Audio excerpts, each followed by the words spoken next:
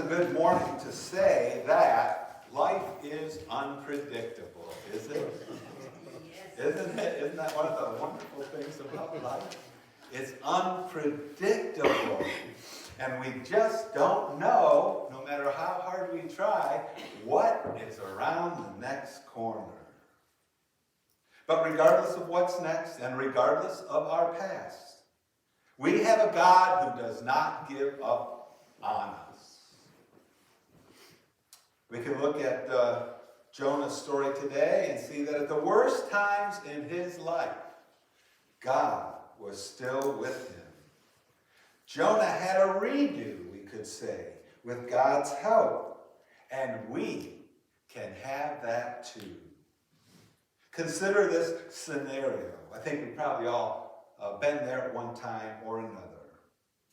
So someone really ticks you off, right? And you're going to tell them exactly what's on your mind, exactly what you think. So you go to your smartphone or your tablet or your computer, whatever your device of choice is, and you tell them in no uncertain terms, right, that what they did was inexcusable and that they owe you an apology. Now! And then you press send it on, and your smartly worded note is delivered instantaneously, just like that. Just wait till they read that, you say. Well, then a while later, you begin to have second thoughts. Maybe I shouldn't have sent that to my boss, you think. I wish maybe I had worded it a little differently. Jonah, son of Amittai, heard God's voice. We don't know if hearing from God was a normal thing for Jonah or if this was the very first time. What we do know is that Jonah was not at all pleased with what God said to him. Verse 2, chapter 1. Go at once to Nineveh, that great city, and cry out against it. In other words, tell the people there, for their wickedness has come up before me. God has noticed them. So, of course, Jonah gets on a boat, which is sailing for Tarshish, in the opposite direction of Nineveh. God tells him to go here. Jonah gets on the boat and goes there. Before long, and you know the story, he was thrown overboard and swallowed by a great fish. No doubt he was thinking, I wish I had done it differently.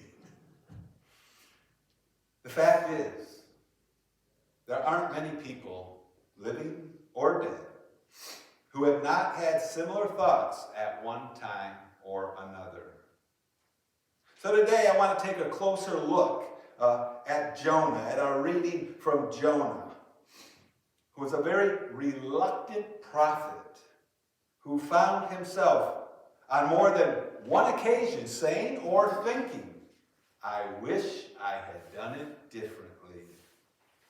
And as we will see, the primary actor here in this text is our God. The God of grace who extends redos and second chances to all concerned.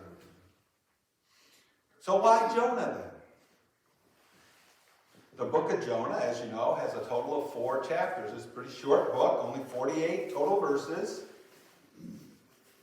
It's short on details about Jonah, about his family, his background, his upbringing, all those kinds of things. But instead, we get a close-up look at what turned out to be the most important time in Jonah's life. So what was there about Jonah that made God choose him for the task of preaching to the Ninevites? It certainly wasn't Jonah's love of the Ninevites. The simple answer is because God chose him. That's what God does, and we're not always privileged to know or to be in on how those decisions are made, when and if and where and all that kind of thing. God chose him. God called Jonah, the human being in whom he created and led in life up to that point, that he needed him to do something for not only God, but for the people.